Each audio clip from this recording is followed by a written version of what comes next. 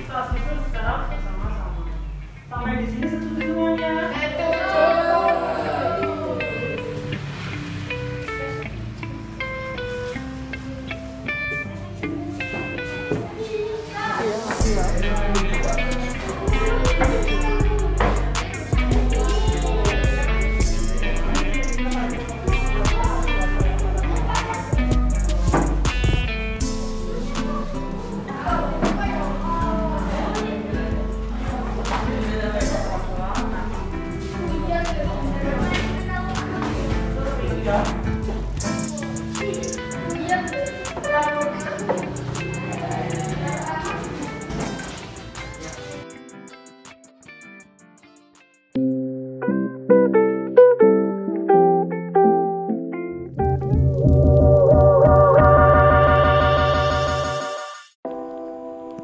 Budaya positif.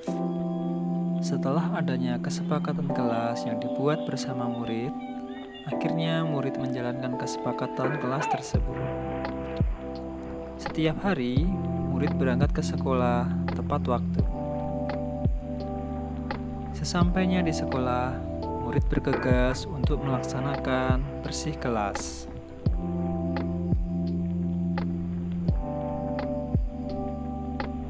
Murid terlihat bahagia, bergotong royong melaksanakan kegiatan bersih kelas. Hal ini sekarang sudah menjadi budaya positif, dilaksanakan oleh murid sebelum dan sesudah kegiatan belajar di kelas. Setiap hari Jumat, di kelas juga diadakan kegiatan Jumat bersih dan sehat.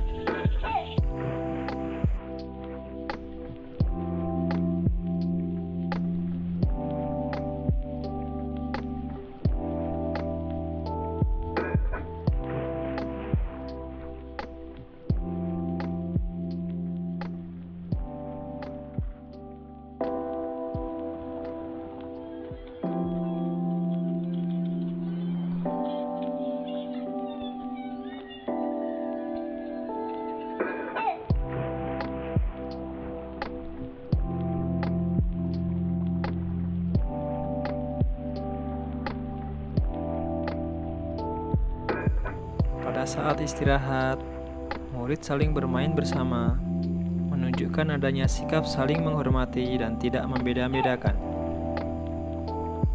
Tidak lupa murid selalu menerapkan protokol kesehatan, mencuci tangan sebelum masuk kelas dan setelah kegiatan, memakai masker, dan jaga jarak.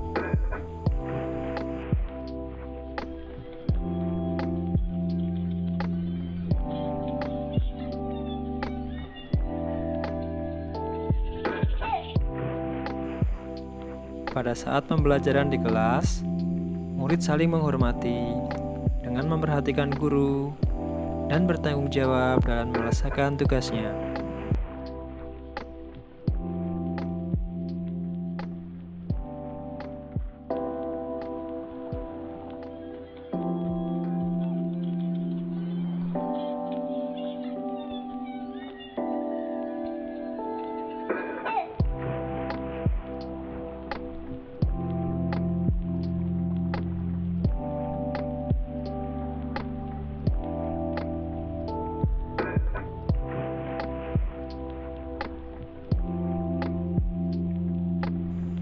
Sikap tanggung jawab murid dalam menyelesaikan tugasnya sudah menjadi kebudayaan di kelas. Sudah banyak murid yang menerapkan sikap tanggung jawab dalam penyelesaian atau pengumpulan tugas.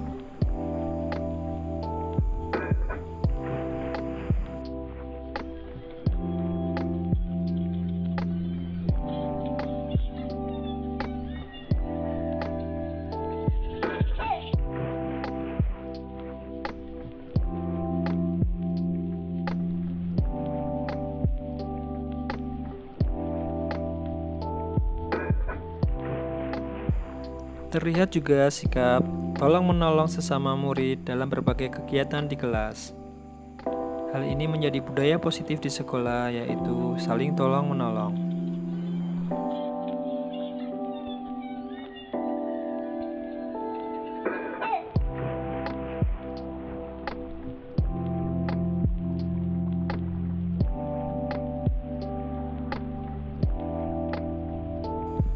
Tidak lupa, setiap pulang sekolah, murid membuang sampah di tempat sampah sehingga kelas ditinggalkan dalam keadaan yang bersih.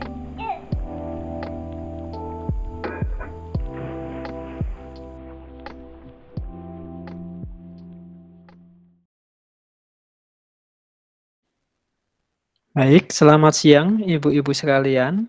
Apakah semuanya sudah bisa menyaksikan tayangan Google Meet ini? Mohon saya cek dulu.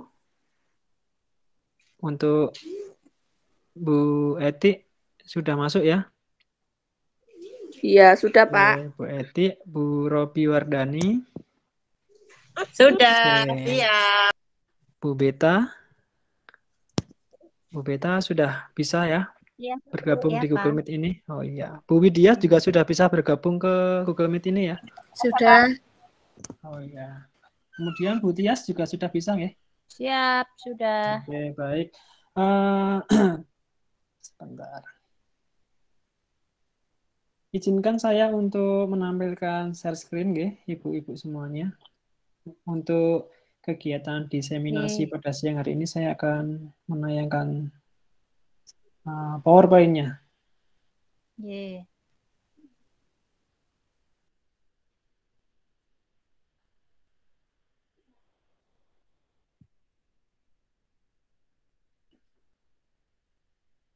Baik. Assalamualaikum warahmatullahi wabarakatuh. Waalaikumsalam warahmatullahi wabarakatuh.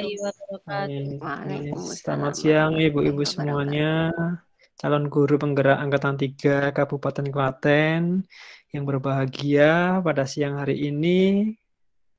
Terima kasih sudah menyediakan kelonggaran waktunya untuk bisa mengikuti kegiatan diseminasi, kegiatan aksi nyata modul 4, yaitu tentang budaya positif. Tentunya kita semua sudah mempelajari modul budaya positif. Pada kesempatan kali ini, saya akan mengulas sejauh mana pengetahuan saya dan apa saja yang telah saya lakukan terkait modul budaya positif. Tak kenal maka tak sayang. Benar ya, Bu ya? Nah, maka dari itu saya ingin memperkenalkan diri terlebih dahulu. Perkenalkanlah, nama saya Taufik Arianto. Bisa dipanggil Pak Taufik, tapi jarang sekali ada yang memanggil Pak Ari. Ya. Saya lahir di Klaten 4 Oktober tahun 91, jadi sekarang usianya sudah 30 tahun. Beberapa hari kemarin saya merayakan ulang tahun. Kemudian saat ini saya mengajar di kelas 6 di SD Negeri Gadungan di Kecamatan Wedi, Kabupaten Klaten dengan status sebagai pegawai negeri sipil. Kemudian saya mencantumkan juga alamat Gmail saya, segawardana@gmail.com, kemudian juga ada alamat Instagram dan juga ada nomor WA. Barangkali nanti kita bisa saling bertukar praktik hal baik ya, ibu-ibu sekalian. Saya itu termasuk salah satu guru yang aktif di media sosial, khususnya di Instagram. Sering berbagi praktik baik, berbagi pengalaman, dan tentunya juga saya ingin berbagi cerita di dalam penggunaan media sosial. Baik, langsung saja ke materi yang akan saya sampaikan pada siang hari ini. Budaya positif. Budaya positif itu apa sih? Kok dari kemarin kita itu belajarnya budaya positif. Ketika kita mendengar kata positif, maka yang terpikirkan adalah sesuatu yang baik. Bukan begitu ya, ibu-ibu? Tapi tidak semua yang positif itu baik loh. Positif COVID itu tidak baik. Ya kan, Bu? Tidak. Tapi ada yang positif baik juga tidak baik. Iya, tapi kalau positif hamil itu baik. Nah, apa sih itu budaya positif? Nah, kemarin saya mencoba itu membuat suatu garis gitu kan. Saya ada menemukan 3 garis bahwa suatu budaya positif itu adalah suatu pembiasaan yang bernilai baik. Kemudian keyakinan atau kesepakatan bersama yang berpihak pada murid dan juga sesuatu yang dapat menumbuhkan karakter positif terhadap murid. Jadi setiap kegiatan di budaya positif itu adalah kegiatan yang baik dan tentunya berpihak pada murid. Seperti apa yang telah kita pelajari pada kegiatan guru penggerak ini, yang dimana kita itu mengarahnya adalah ke filosofi Ki Hajar Dewantara. Nah, saya mencoba membuat suatu jaring laba-laba atau mind map ya, terkait budaya positif. Mungkin ini kurang terlihat jelas, tapi akan saya paparkan saja bahwa Ki Hajar Dewantara itu menjelaskan bahwa tujuan pendidikan yaitu menuntun segala kodrat yang ada pada anak-anak agar mereka dapat mencapai keselamatan dan kebahagiaan yang setinggi-tingginya baik sebagai manusia maupun sebagai anggota masyarakat. Oleh sebab itu, pendidik tidak hanya menuntun tumbuh atau hidupnya kekuatan kodrat yang ada pada anak-anak, agar dapat memperbaiki lakunya dan tumbuhnya kekuatan kodrat anak. Nah, dalam proses menuntun itu, anak diberi kebebasan. Namun, pendidik sebagai pamong dalam memberi tuntunan dan arahan agar anak tidak kehilangan arah dan membahayakan dirinya. Maka seorang pamong itu dapat memberikan suatu tuntunan yang dapat menemukan kemerdekaan dalam belajar yang sesungguhnya. Merdeka itu kok terus tidak harus, saya bebas mau melakukan ini, wah saya bebas mau melakukan itu. Tidak seperti itu yang dimaksud dengan kebebasan merdeka belajar. Tapi merdeka belajar itu ya bebas, tapi tetap dalam ranah-ranahnya. Nah, berdasarkan atas pemikiran-pemikiran Ki Hajar Dewantara tersebut, maka saat ini kan pemerintah telah merevisi tujuan pendidikan, yaitu terwujudnya profil pelajar Pancasila. Nah, profil pelajar Pancasila itu kan yang saat ini sedang kita dalami bersama-sama di dalam guru penggerak ini. Kemudian, maksud dari merevisi tujuan itu untuk apa?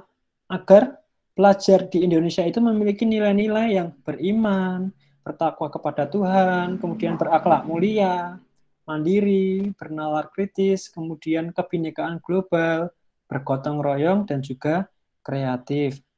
Tentunya nilai-nilai dalam profil pelajar Pancasila ini kemarin sudah kita masukkan dalam visi sekolah atau visi sebagai guru penggerak yang telah kita buat.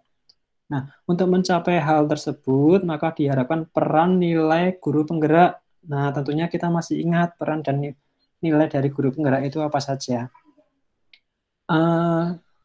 Peran sebagai guru penggerak itu yang pertama adalah sebagai pemimpin pembelajaran.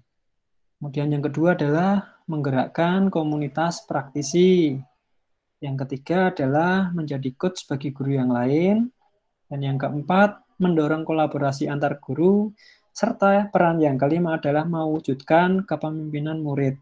Nah, lalu nilai-nilainya apa saja? Nilai-nilai dari guru penggerak itu juga ada 5. Yang pertama adalah nilai kemandirian, kemudian yang kedua reflektif, yang ketiga kolaboratif, yang keempat inovatif, dan yang kelima berpihak pada murid. Kalau kita melihat nilai dan peran, yang perlu kita garis bawahi adalah berpihak pada murid. Nah, itu harus kita garis bawahi. Dengan bermodalkan peran dan nilai tersebut, maka guru penggerak itu nanti diharapkan mampu membuat sebuah visi yang menggambarkan usaha mencapai tujuan pendidikan, yaitu profil pelajar Pancasila. Nah, setelah visi dibuat, maka selanjutnya mengelaborasi visi tersebut dengan menggunakan model inquiry dengan penerapan Bagja. Nah, kita semua tentunya sudah mendalami materi tersebut. Bagja itu merupakan sebuah akronim di mana B adalah yang tahapannya ada 5 dalam Bagja itu. Yang pertama adalah membuat pertanyaan umum, yang kedua ambil pelajaran, yang ketiga gali mimpi, kemudian yang keempat jabarkan rencana, kemudian yang kelima adalah atur eksekusi. Kita sebagai calon guru penggerak sudah mencoba dalam membuat suatu perubahan dengan penerapan inquiry dengan metode Bagja. Nah, untuk dapat terlaksananya visi tersebut dengan baik, maka sekolah memerlukan suasana yang kondusif. Nah, untuk itu diperlukan tumbuhnya budaya yang positif di sekolah. Di samping menumbuh kembangkan budaya positif yang selama ini telah ada seperti ada senyum, salam sapa, dan sebagainya itu, nah itu kan dipandang perlu lagi untuk meniti sebuah budaya positif yang lain, yaitu dengan adanya suatu keyakinan kelas. Apa sih itu suatu keyakinan kelas? Nah, kalau menurut pemahaman saya bahwa keyakinan kelas itu merupakan suatu kesepakatan yang kita sepakati secara bersama-sama, baik antara guru dan murid, yang berisi aturan untuk membantu guru dan murid bekerja bersama membentuk kegiatan belajar mengajar yang efektif, di mana kesepakatan atau keyakinan kelas nanti adalah terwujudnya suatu nilai-nilai kebajikan. Misalkan saling menghormati, kemudian peduli terhadap kesehatan, peduli terhadap lingkungan, seperti itu. Nah, terkait dengan aksi nyata yang saya lakukan dalam kaitannya dengan modul budaya positif ini, saya mencoba merancang suatu tindakan. Nah, berikut ini adalah pemetaan rancangan tindakan yang akan saya lakukan terkait aksi nyata. Apa sih yang melatar belakangi rancangan tindakan ini? Nah, yang pertama adalah kesadaran akan penerapan disiplin masih berdasarkan pada motivasi di luar dari murid. Jadi, mereka itu melakukan sesuatu bukan atas kemauannya sendiri, tapi karena ada hal lain, seperti karena ingin mendapatkan suatu penghargaan, karena takut dihukum, seperti itu. Di mana dengan pembiasaan-pembiasaan yang positif nanti, yang diterapkan itu bukan lagi disiplin positif, namun masih menganut reward dan punishment. Nah, itu tadi. Jadi motivasi yang muncul dari siswa itu bukan dari dirinya sendiri, tetapi karena adanya suatu timbal baliknya. Oh, saya akan melakukan ini karena saya takut nanti dihukum. Oh, saya akan mendapatkan nilai 100 karena tujuan saya adalah ingin mendapatkan suatu penghargaan atau reward. Nah, itu masih seperti itu kenyataan yang ada di sekolah. Kemudian selama pembelajaran daring juga pembiasaan-pembiasaan baik yang sudah pernah dilakukan itu mulai pudar. Ketika sebelum dilaksanakan pembelajaran daring, saya sudah mencoba melakukan suatu pembiasaan di mana setiap kali siswa pulang sekolah itu biasanya ketika saya menutup salam, mereka semua langsung berlari, cepat-cepatan keluar. Nah, saya mencoba membuat suatu pembiasaan dengan menggunakan kartu tiket pulang. Itu suatu pembiasaan baik di mana siswa itu pulang tapi dengan menjawab pertanyaan terlebih dahulu. Nah, di dalam menjawab pertanyaan itu mereka timbul rasa ingin belajar supaya nanti dapat menjawab pertanyaan. Saya awalnya berpikiran bahwa, oh itu berarti saya mengadakan pembiasaan, tetapi karena tujuannya siswa ingin pulang terlebih dahulu. Tapi setelah berjalan beberapa waktu, ternyata siswa itu senang, bukan karena siswa itu senang bisa menjawab pertanyaan terus pulang, tetapi siswa itu senang karena kegiatannya itu menarik gitu loh. Kegiatannya itu menarik, kemudian sekarang kalau pulang juga tidak perlu berdesak-desakan. Sempat kok terjadi suatu kejadian di mana ketika saya menutup pembelajaran, siswa sudah dijemput, ada juga yang tidak dijemput, naik sepeda itu saling berdesak-desakan ketika pulang sampai ada yang terjatuh. Nah, di situ tuh sikap siswa dalam saling menghormati, kemudian melakukan budaya tertib itu belum muncul gitu. Makanya waktu itu saya mencoba membuat suatu pembiasaan, yaitu menggunakan suatu permainan yaitu kartu tiket pulang. Nah, dulu saya melakukan itu karena dengan cara seperti ini, secara perlahan pasti siswa akan berubah. Yang biasanya cepat-cepatan pulang, pasti siswa nanti akan terlatih untuk, oh iya, saya kalau pulang berarti harus antri gitu. Saya kalau pulang tidak perlu berlari-larian seperti itu. Karena dengan pulang berlari-larian, berdesak-desakan itu sampai saya sebagai guru itu terabaikan. Maksudnya adalah ketika mereka ingin pulang, ya sudah pulang. Padahal saya saat itu posisi di depan pintu keluar. Nah, kalau di kelas sebelumnya ada murid mau pulang itu ada yang jabat tangan seperti itu. Tapi yang di kelas saya waktu itu tidak. Pada hari itu saya mencoba membuat suatu pembiasaan. Nah, ketika sekarang diadakan PTM terbatas, nah tampak bahwa siswa tersebut sudah mulai meninggalkan suatu pembiasaan baik. Saya sendiri sempat merasa cukup kaget ketika awal masuk PTM terbatas itu. Siswa banyak yang tidak mengenakan seragam sekolah. Alasan pertamanya adalah seragamnya sudah tidak muat. Itu yang menjadi alasan pertama adalah seragam sudah tidak muat. Nah, setelah saya cek, setelah saya tanyakan kepada orang tuanya, ternyata seragamnya beberapa memang ada yang sudah tidak muat. Namun, ada juga seragam yang sebenarnya masih muat, tetapi siswa ingin menggunakan seragam bebas karena melihat teman-teman yang lainnya juga menggunakan seragam bebas. Nah, di sini yang saya khawatirkan itu adalah siswa tidak lagi mematuhi aturan sekolah. Kemudian yang saya khawatirkan lagi adalah timbulnya kesenjangan sosial antara siswa. Nah, saya melihat kok keyakinan kelas saat ini mulai hilang, dan saya juga menyimpulkan sendiri bahwa kok siswa saya saat ini sepertinya sudah tidak memiliki lagi keyakinan kelas. Jadi mereka itu masuk ya hanya sebatas sebagai murid, masuk belajar, dan mereka itu mulai terlihat meninggalkan suatu nilai-nilai kebajikan yang seharusnya mereka lakukan di sekolah, seperti disiplin waktu, saling menghargai, kemudian peduli dengan lingkungan, itu mulai hilang. Karena saat saya memulai PTM terbatas itu, siswa yang masuk, langsung masuk, kadang ada yang tidak cuci tangan, kadang ada yang maskernya itu diletakkan di dagu. Nah, itu semuanya itu mereka lakukan seperti tanpa mereka itu memiliki rasa apa ya, oh kalau yang saya lakukan ini sebenarnya salah, oh yang saya lakukan ini sebenarnya kurang tepat. Mereka itu seolah-olah tidak memiliki rasa itu. Maka timbullah suatu keinginan, saya itu ingin membuat suatu keyakinan kelas atau kesepakatan kelas di sini, di mana dengan kesepakatan kelas itu kita buat bersama-sama dengan murid, jadi tidak ada unsur paksaan seperti itu, agar nanti murid itu dapat melakukan suatu budaya positif yang timbul dari dalam dirinya sendiri, tanpa adanya apa ya namanya iming-iming atau embel-embel lain. Oh saya ingin lebih rajin lagi karena nanti takut dihukum seperti itu. Nah tujuannya apa?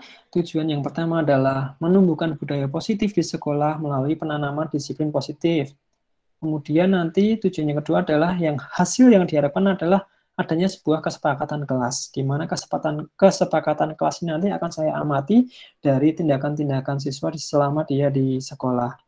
Kemudian tolak ukur dari tindakan ini adalah adanya bukti bahwa nanti dapat terwujud suatu kesepakatan kelas, di mana kesepakatan kelas itu akan dibuat langsung oleh guru dan murid. Kemudian bukti hasil kesepakatan kelas dalam bentuk video dan foto.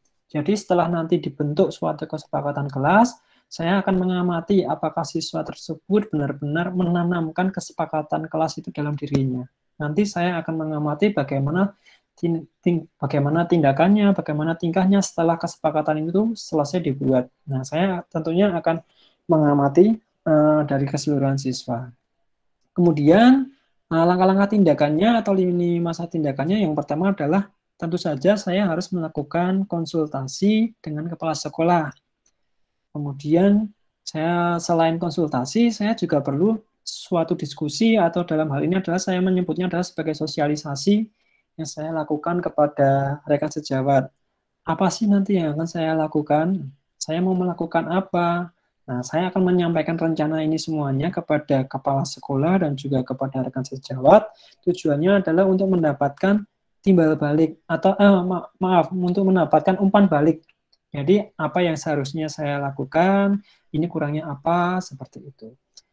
Kemudian setelah itu nanti disetujui, maka saya akan menyusun suatu kesepakatan kelas bersama dengan murid. Nah, semua kesepakatan kelasnya adalah pokok akhirnya adalah murid. Maka saya akan mengemas suatu kegiatan di kelas nanti dengan kegiatan yang menarik agar siswa itu juga antusias dalam membuat suatu kesepakatan kelas. Kemudian setelah itu saya akan merefleksikan tindakan dalam rangka mewujudkan budaya positif di kelas.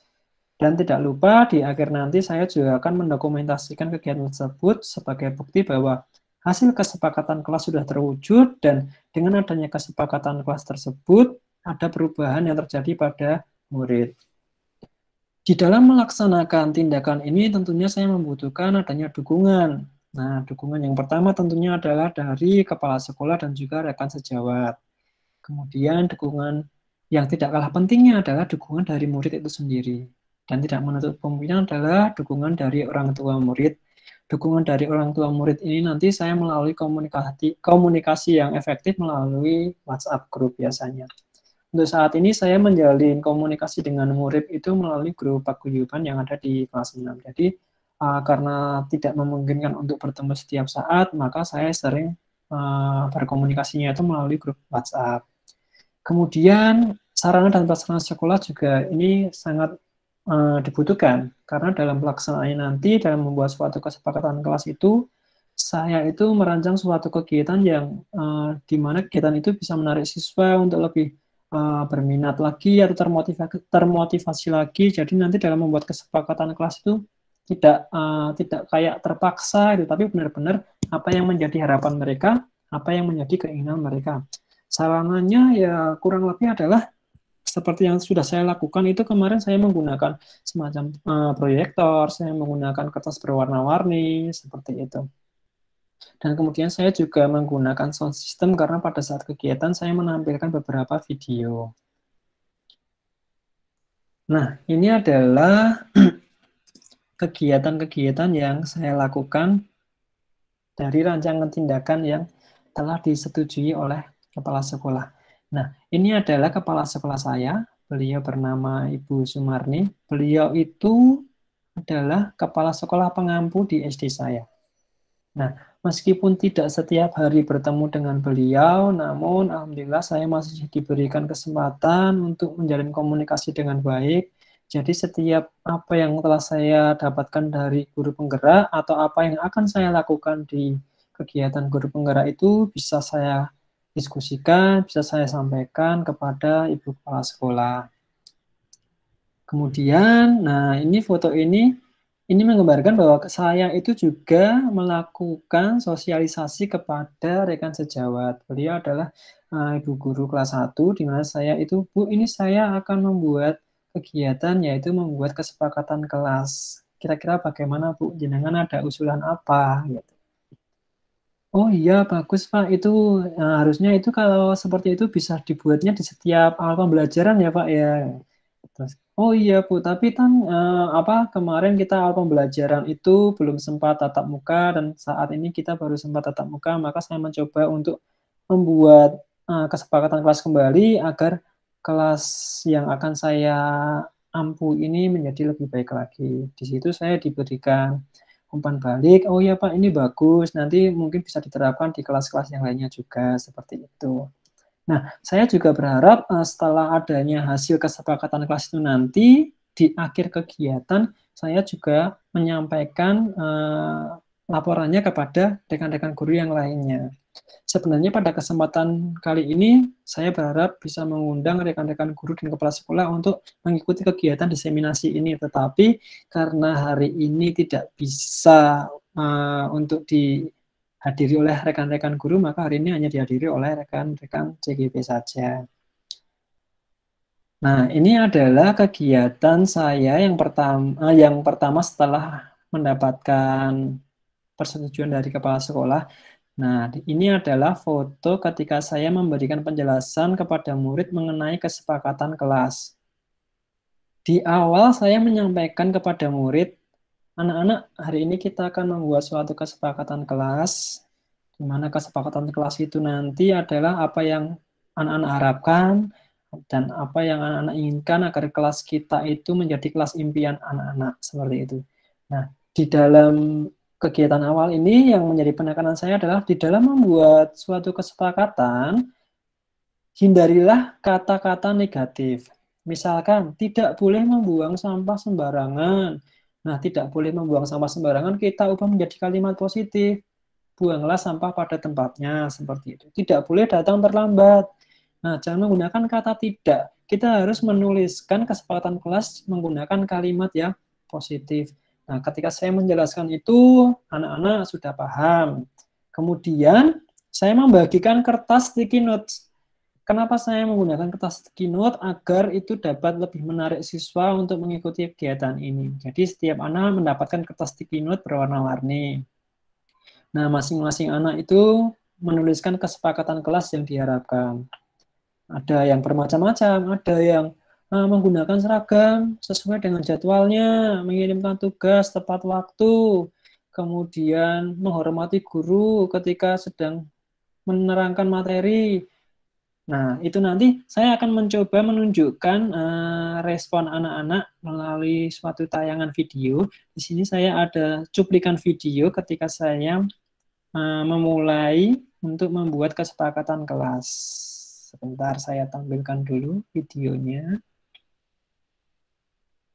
Nah, sebenarnya di dalam membuat kesepakatan kelas itu, kemarin saya rencananya akan melaksanakannya secara daring, karena mengingat pada saat hari itu, kelas saya itu sedang tidak ada jadwal untuk tatap muka terbatas. Namun akhirnya, tidak semua murid itu bisa mengikuti secara daring, ya akhirnya mau tidak mau, saya harus memasukkan siswa pada hari tersebut. Sebentar, ini ada video mungkin yang bisa saya tampilkan terkait dengan pembuatan kesepakatan kelas.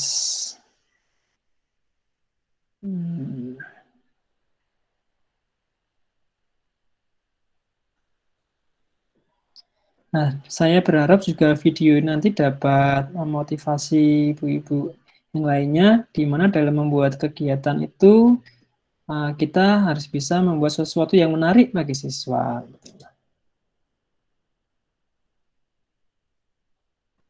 Nah, ini cuplikan. Selamat pagi anak-anak.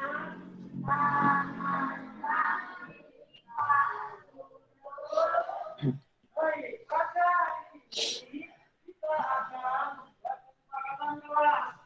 Seperti yang Pak Taufik sampaikan di hari kemarin, bahwa hari ini kita akan membuat secara bersama-sama kesepakatan kelas. Nah, nanti Pak Guru akan memberikan masing-masing satu lembar kertas. Misalkan nanti kalian menuangkan ide kalian, apa yang kalian mau untuk kesepakatan kelas kita. Misalkan nanti ingin memberikan kesempatan kelas yang dibuat, misalkan membuang sampah pada tempatnya. Nah, seperti itu. Misalkan nanti setiap anak berbeda-beda ya kesepakatannya ya. Terus belum? Nah, nanti kalian memberikan masing-masing satu kertas. Sama lagi ya, tidak usah milih. Guru membagikannya acak saja.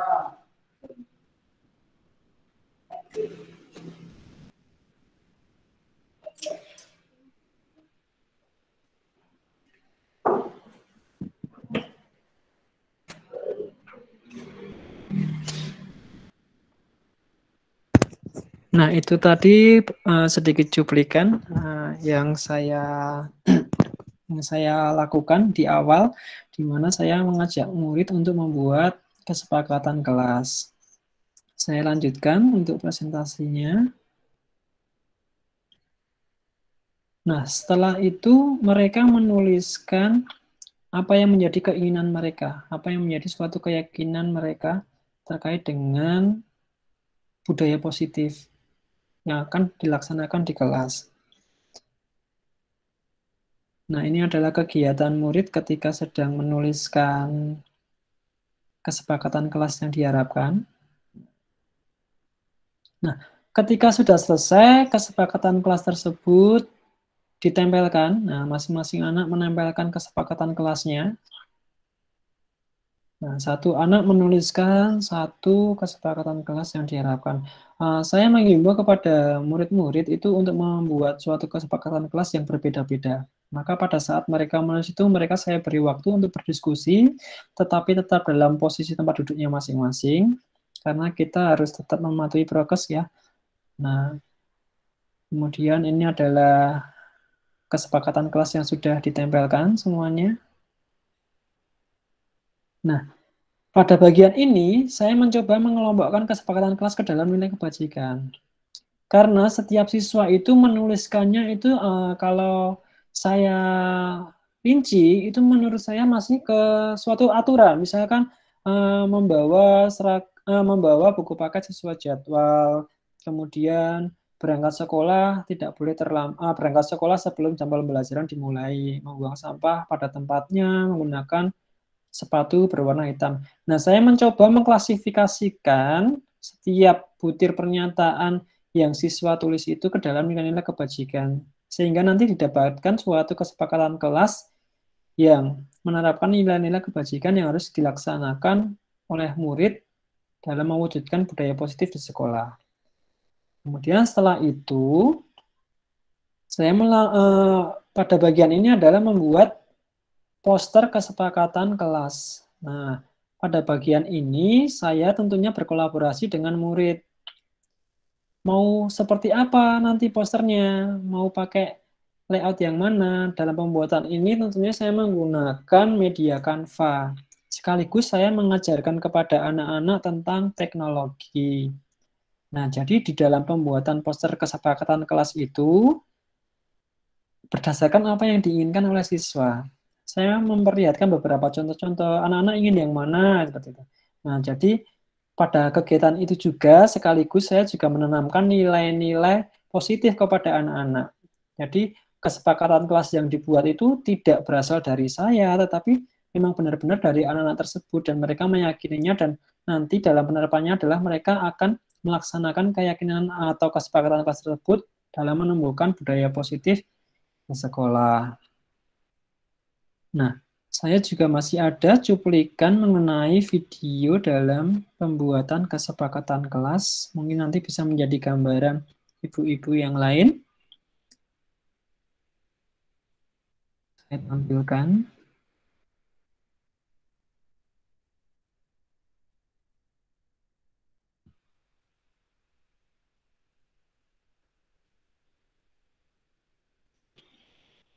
Nah, jadi kita akan melihat lebih dekat apa-apa saja yang telah dituliskan murid-murid tersebut.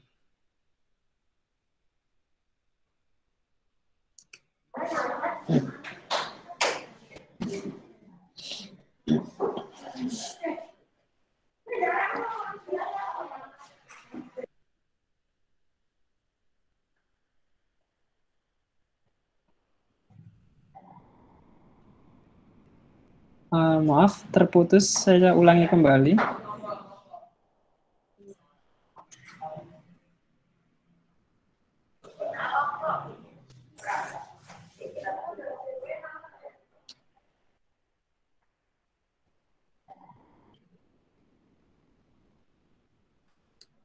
Nah, jadi seperti ini yang mereka tuliskan, seperti memakai seragam sesuai jadwal, saling menghormati.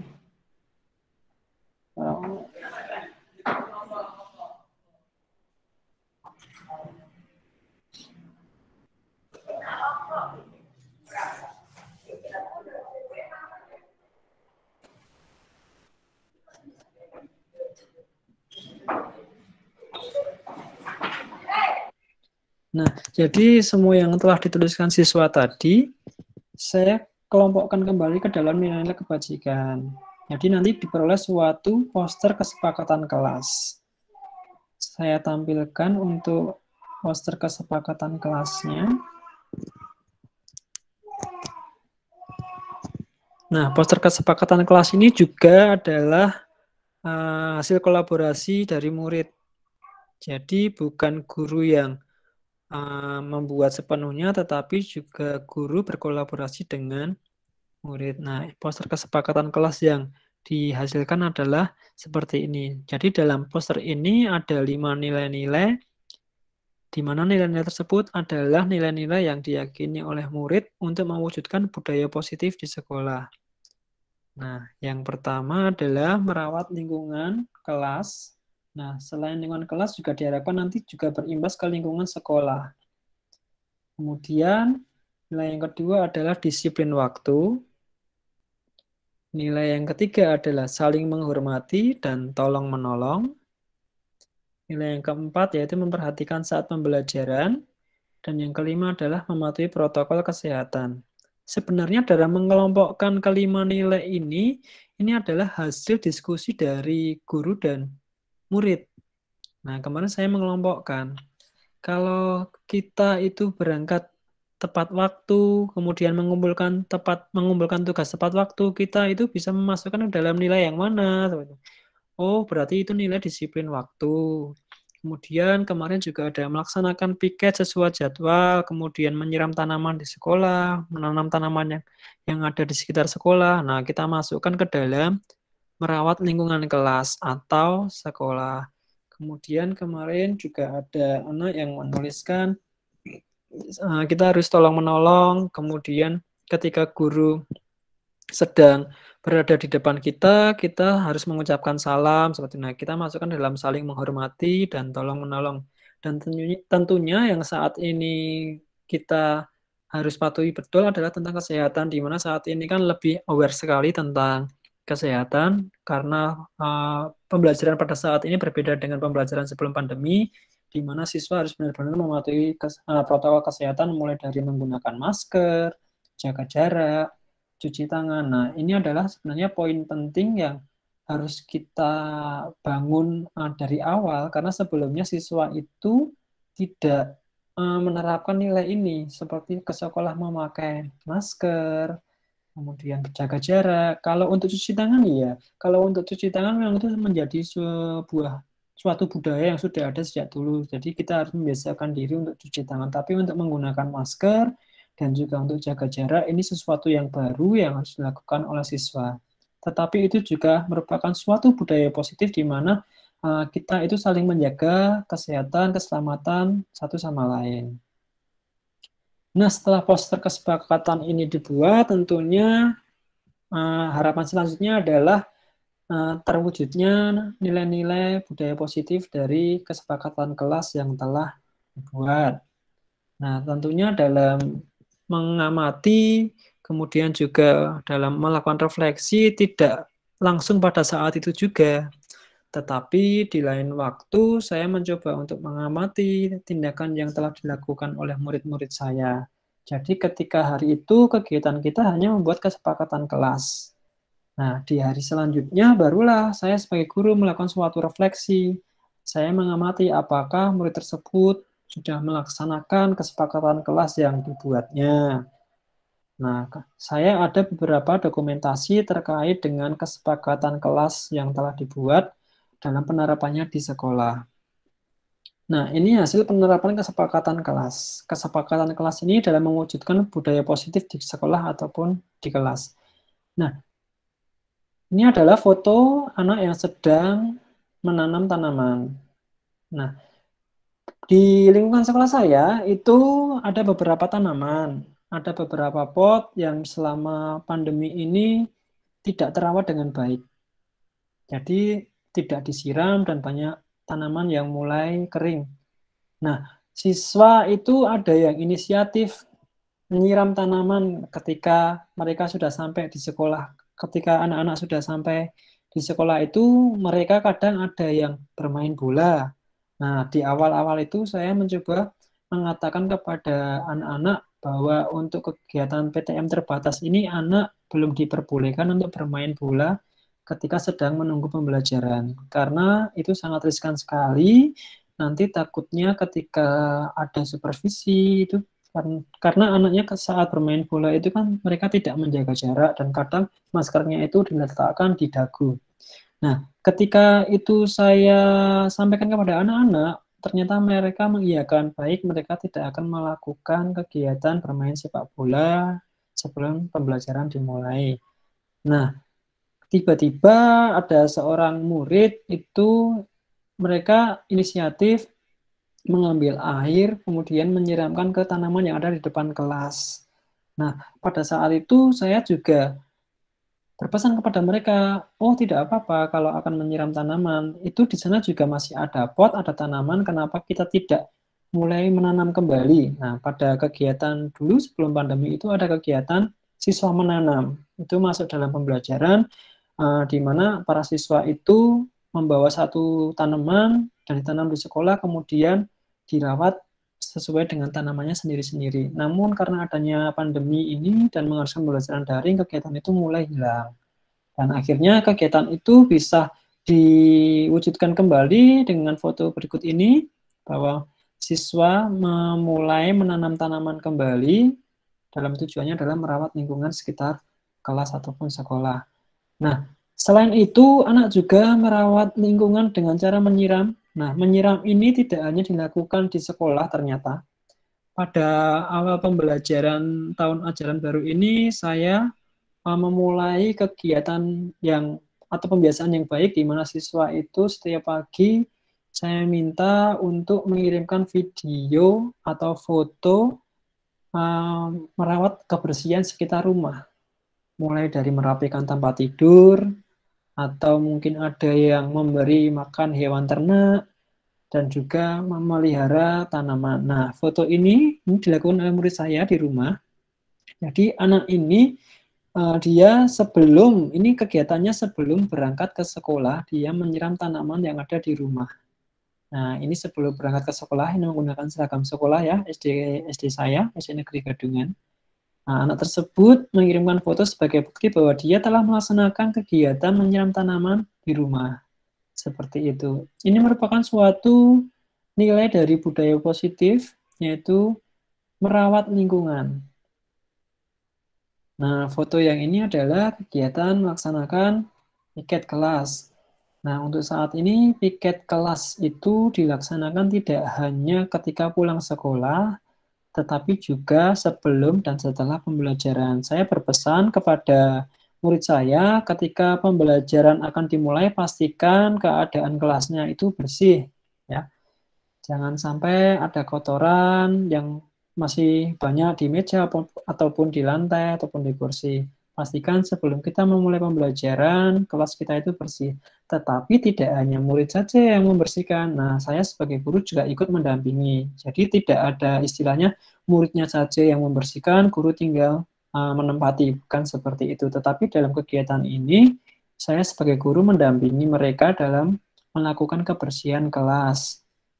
Karena dengan kelas yang bersih, pembelajaran dapat dilaksanakan dengan lebih nyaman dan tentunya anak-anak juga lebih terjaga kesehatannya. Dan tidak lupa di dalam kegiatan piket ini tidak hanya dilakukan ketika sebelum pembelajaran, tapi di akhir atau setelah pulang sekolah, guru dan juga murid masih melaksanakan piket kelas. Jadi datang itu kita bersihkan, pulang juga kita bersihkan, sehingga kelas kita menjadi kelas yang bersih, agar semua murid yang berada di dalamnya itu juga selalu sehat. Kemudian untuk nilai disiplin waktu, nah berikut 2 foto yang terekam, yang saya dokumentasikan. Foto yang ini adalah foto anak yang berangkat ke sekolah. Kenapa saya menampilkan foto anak yang berangkat ke sekolah? Ini foto saya ambil pada hari Sabtu. Oh bukan, ini foto saya ambil pada hari Kamis. Ya, ini foto saya ambil pada hari Kamis. Nah, foto saya ambil pada hari Kamis, jadi anak ini jam 6:30 itu sudah berangkat ke sekolah. Nah, di tempat saya pembelajaran dimulai pukul 7.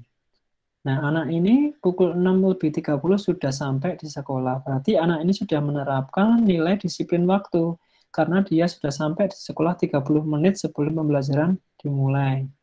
Kemudian foto ini, beberapa murid terlihat sedang mengerjakan tugas. Apa maksudnya? Nah, di dalam foto ini saya ingin menyampaikan bahwa di dalam pengerjaan tugas, pengumpulan tugas, anak-anak itu mengumpulkan tugas, menyelesaikan tugasnya itu tepat waktu. Sehingga mereka juga sudah menerapkan suatu nilai budaya positif, yaitu disiplin waktu. Pada saat ini kelas saya, kelas 6 itu PTM terbatas, masuknya itu masih 50% untuk daring dan 50% untuk tatap muka.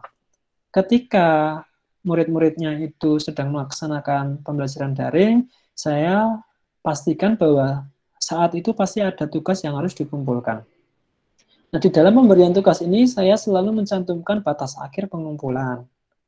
Nah, saya biasanya mengumpulkan tugas ini nanti dikirimkan ke WA Pak Taufik paling lambat pukul 17.00. Terus di bawah saya beri catatan jika ada kendala atau HP sedang tidak di rumah atau misalkan ada kendala lain, silakan melaporkan kepada Pak Taufik. Nah, kebanyakan dari murid saya sudah melaksanakan tindakan-tindakan tersebut, yaitu mengirimkan tugas tepat waktu, bahkan sebelum waktu diakhiri mereka sudah mengirimkan tugasnya. Namun ada beberapa juga yang masih terlambat dalam mengirimkan tugas. Namun hal tersebut bukan karena semata-mata siswa tersebut memang tidak mengerjakan tugas, tapi memang ada beberapa kendala. Nah, di dalam pemberian atau pengumpulan tugas ini saya tidak yang ini belum kumpul tugas terus saya harus WhatsApp kok tugasnya belum kumpul, atau saya biasanya selalu menanyakan alasannya dulu. Kenapa kok tugasnya belum dikumpulkan? Apakah ada kendala? Seperti itu. Jadi bukan dengan memberikan suatu hukuman atau bukan dengan marah-marah, tapi saya lebih menanyakan alasannya kenapa. Nah, karena dengan alasan itu saya menjadi tahu bahwa anak tersebut membutuhkan ini seperti itu. Jadi siswa yang mengumpulkan tugas terlambat itu sebenarnya tidak semata-mata mereka tidak mengerjakan, tapi memang ada beberapa kendala. Misalnya saja pada saat itu smartphone-nya sedang dibawa bekerja oleh orang tua. Nah, di sini saya posisi guru itu tidak apa ya, tidak harus langsung marah atau bagaimana, tapi saya mencoba menjadi seorang teman. Jadi saya memposisikan diri sebagai seorang teman. Saya lebih, oh tugas kamu belum selesai, kenapa kok belum dikerjakan? Nah, apakah ada yang sulit? Tapi ternyata memang handphone atau smartphone-nya itu baru ada ketika orang tuanya pulang dari bekerja. Lalu bagaimana saya menyikapi itu? Saya memberikan estimasi apa namanya, memberikan waktu yang lain. Misalkan ketika anak tersebut tidak bisa mengirimkan tugas pada pukul 17.00, maka saya memberikan waktu tambahan. Seperti itu. Yang terpenting adalah siswa tetap mengumpulkan tugas-tugasnya dengan baik, dengan alasan yang dapat dipertanggungjawabkan tentunya. Kemudian gambar yang selanjutnya, nah ini adalah foto kegiatan murid yang sedang melakukan cuci tangan. Tentunya dalam melakukan cuci tangan ini tidak berkerumun ya, karena di awal-awal dulu saya masih melihat itu murid-murid saya itu dalam cuci tangan itu berkerumun, saling berebutan, seperti padahal itu tidak diperbolehkan. Nah, namun setelah adanya pembiasaan-pembiasaan, adanya sikap-sikap yang dicontohkan dari rekan-rekan guru, akhirnya murid-murid mulai membiasakan diri mencuci tangannya bergantian, ya, dan mencuci tangannya itu harus benar sesuai dengan petunjuk cuci tangan yang sesuai, tidak hanya sekedar membasahi tangan, kemudian habis itu dilap selesai, tetapi juga cuci tangannya itu benar-benar cuci tangan yang sesuai dengan pedoman dari Kementerian Kesehatan ya, seperti itu. Nah, dan tidak lupa juga, nah ini yang harus di apa ya namanya ya, yang saat ini benar-benar diperhatikan sekali adalah murid menggunakan masker. Nah, ini adalah foto murid ketika mereka menggunakan masker. Nah, kita sebagai guru selalu mengulang-ulang kembali bahwa silakan menggunakan masker sesuai dengan kaidahnya gitu ya. Masker itu untuk menutup hidung dan mulut, bukan hanya untuk menutup dagu saja. Karena di awal-awal banyak siswa yang maskernya itu hanya untuk formalitas, ketika mereka sudah sampai sekolah ya dilepas, kadang-kadang di dagu. Namun karena adanya pembiasaan-pembiasaan yang baik, akhirnya para murid itu sudah bisa menerapkan nilai mematuhi protokol kesehatan, salah satunya adalah dengan menggunakan masker dengan baik. Dan tentunya mereka menggunakan maskernya saat ini double masker.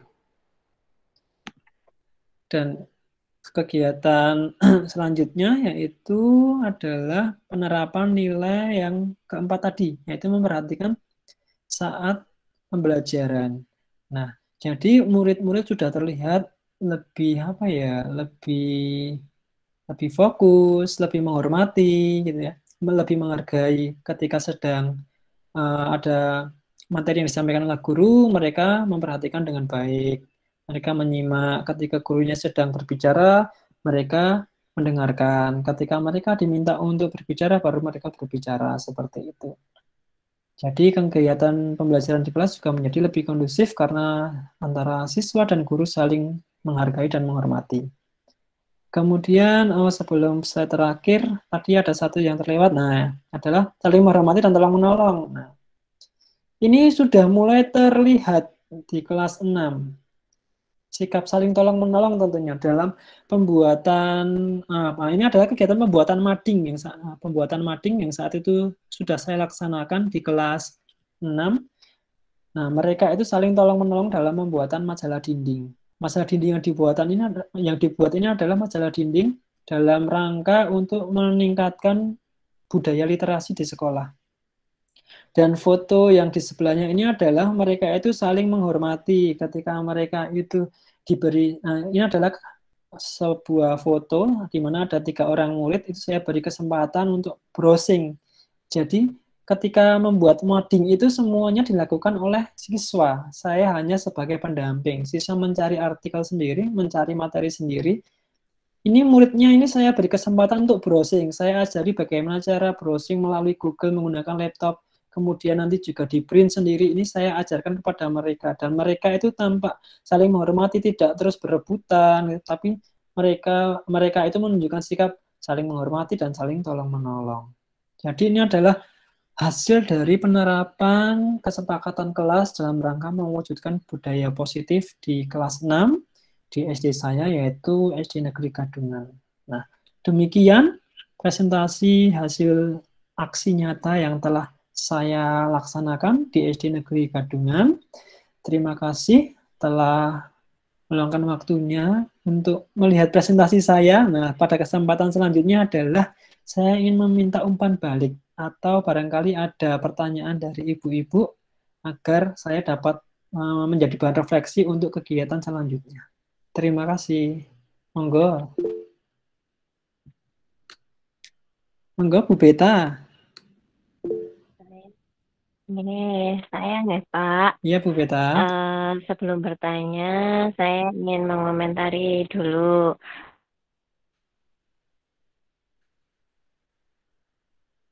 Iya, Bu.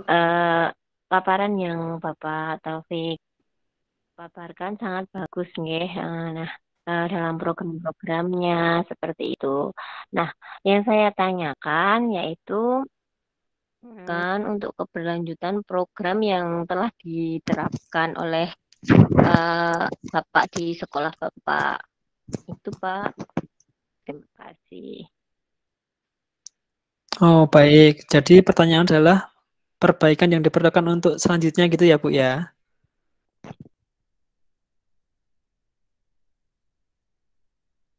Ya, Bu Beta. Sepertinya agak sedikit. Oh ya, ya Bu Beta, baik. Saya tampung dulu untuk pertanyaan yang pertama. Mungkin ada pertanyaan yang kedua dari Ibu yang lain.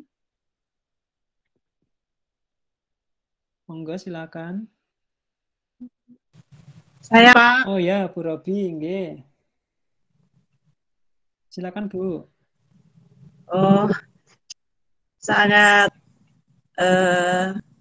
jelas pemaparannya Pak. Menginspirasi nanti buat saya. Pertanyaannya dari program yang panjenengan lakukan itu, apakah ada hambatan-hambatan selama menjalankan program itu? Contohnya apa saja Pak? Terima kasih. Oh iya. Ya, baik. Mungkin dua penanya dulu ya untuk sesi satu ini akan saya coba jawab. Untuk pertanyaan yang pertama tadi dari Bu Beta. Jadi pertanyaan Bu Beta tadi adalah adakah perbaikan gitu ya Bu yang diperlukan untuk keberlanjutan program yang diterapkan? Tentu saja saya berharap ada Bu. Jadi ada apa namanya perbaikannya karena saya merasa bahwa apa yang saya lakukan ini belum semuanya itu sesuai dengan yang saya harapkan gitu. Jadi masih ada beberapa kekurangan-kekurangannya. Lalu yang saya lakukan apa? Saya mencoba memaparkannya atau mensosialisasikannya kepada rekan-rekan sejawat. Di situ nanti saya ingin meminta umpan balik rekan-rekan sejawat. Saya telah melaksanakan ini, hasilnya seperti ini, kira-kira bagaimana Bapak Ibu yang lain? Apakah ini bisa kita terapkan untuk semua kelas atau mungkin ada perbaikan yang lain. Nah, untuk tahap yang ini akan saya sosialisasikan kepada rekan-rekan sejawat saya. Tentunya saya berharap nanti dari kegiatan itu saya mendapatkan masukan-masukan yang saya harapkan itu nanti adalah masukan-masukan yang bukan hanya positif saja. Saya malah berharapnya, oh Pak Taufik ini harusnya gini. Jadi yang lebih saya harapkan adalah saran-saran seperti itu. Terkadang ketika saya mensosialisasikan kepada rekan-rekan sejawat itu jawabannya itu selalu positif nih. Padahal yang saya harapkan adalah kalau ada yang negatif, jadi saya menjadi lebih, oh iya saya harus seperti ini, saya nanti kelanjutannya seperti ini, begitu. Harapan saya yaitu perbaikannya adalah kesepakatan kelas itu nanti sebisa mungkin menjadi suatu keyakinan sekolah. Jadi tidak hanya di kelas, tetapi bisa menyeluruh. Ini kan langkah awal kan dilaksanakan di kelas saya dulu.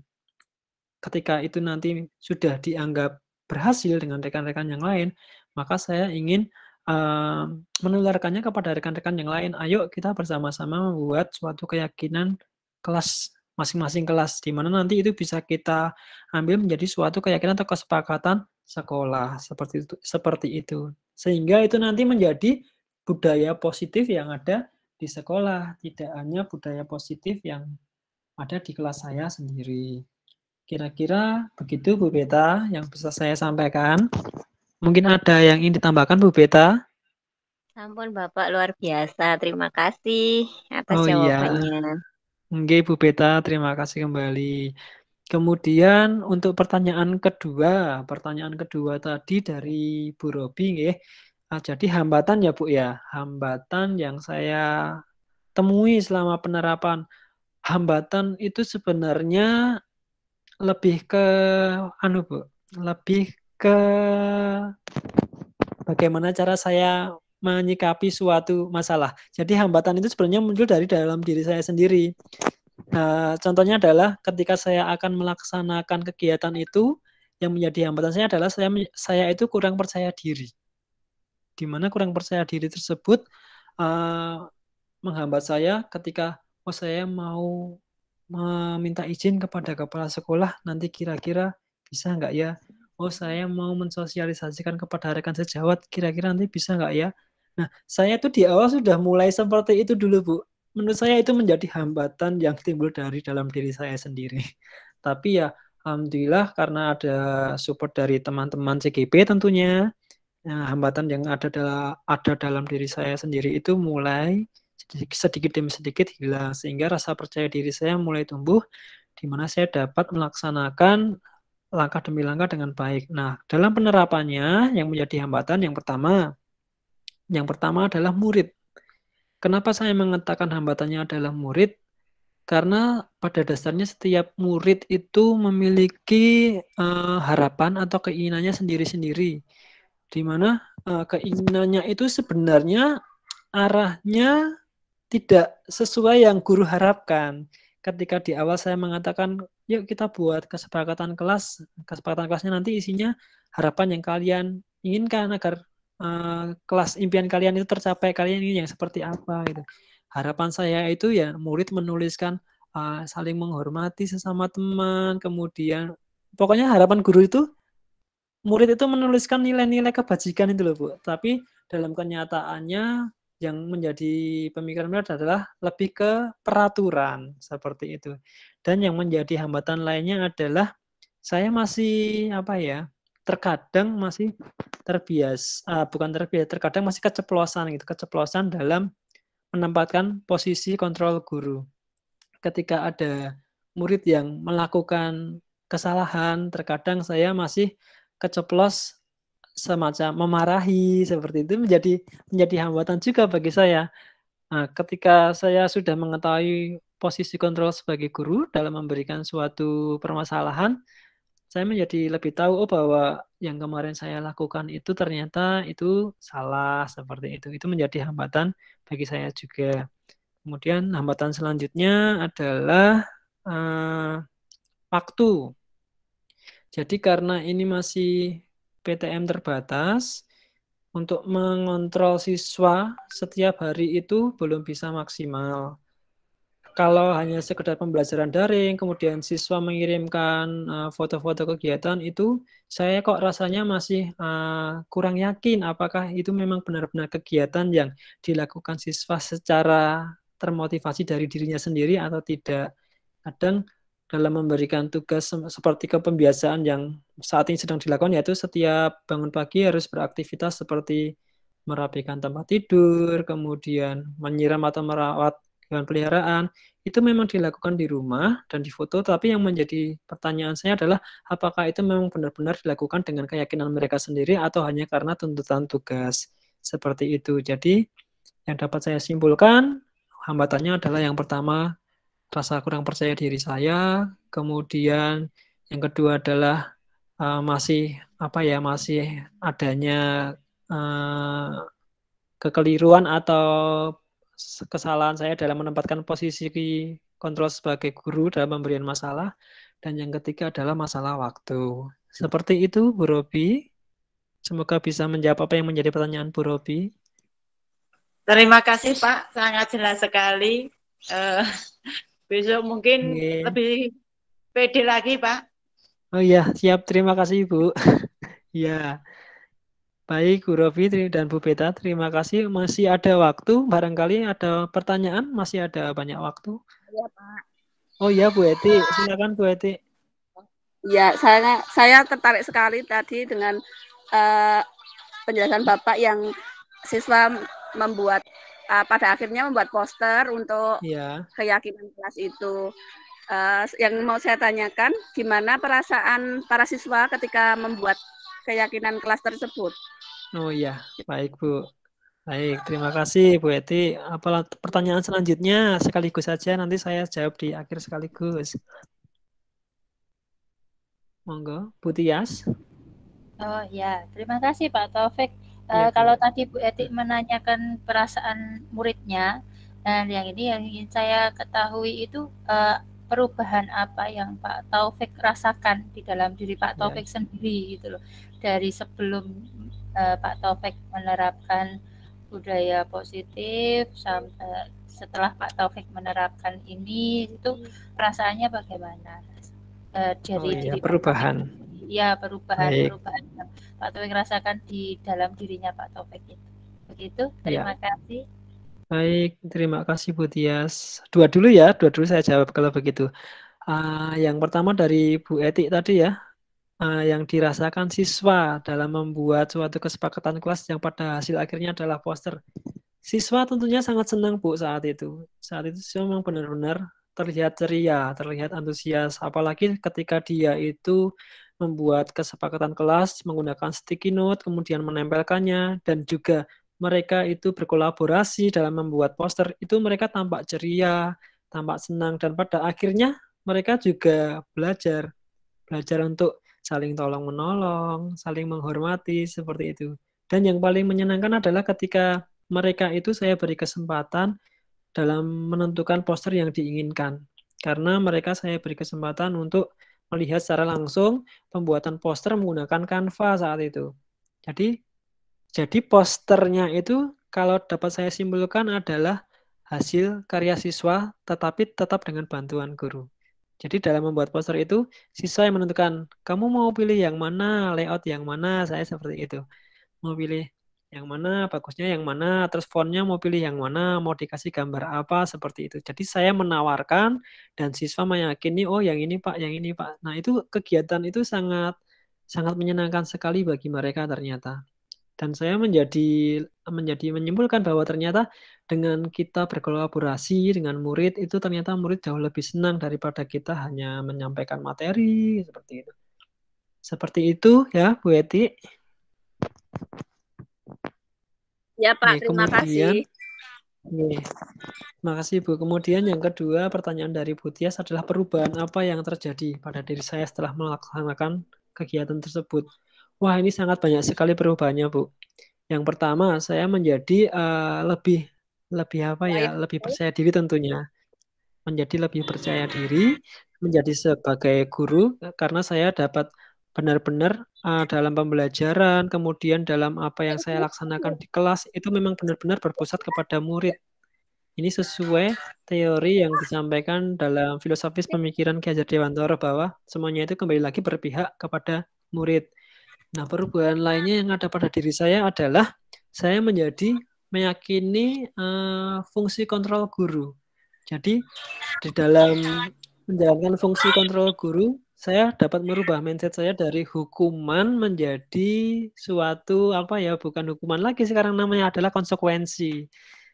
Nah, jadi saya dapat mengubah pola berpikirnya bahwa ketika anak salah, itu yang sebaiknya diberikan bukan hukuman, tapi adalah suatu restitusi di mana ada win-win solution ya Bu.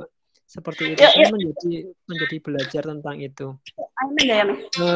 Kemudian perubahan yang saya benar-benar rasakan adalah saya itu sekarang menjadi lebih tahu nilai dan peran sebagai guru penggerak.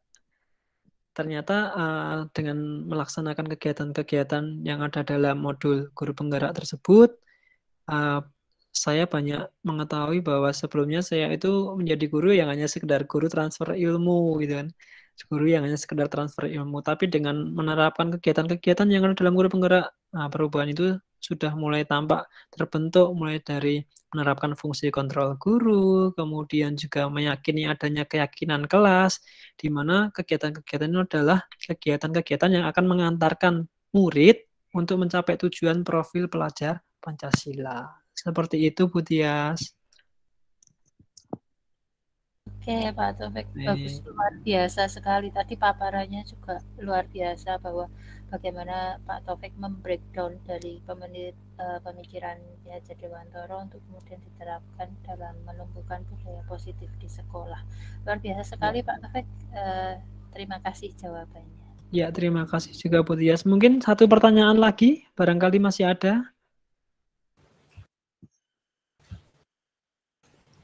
Masih Baik, ada yang Pak, ingin bertanya saya mau atau bertanya. memberikan masukan gitu? Oke. Iya, Pak. Iya, Bu Widya, silakan.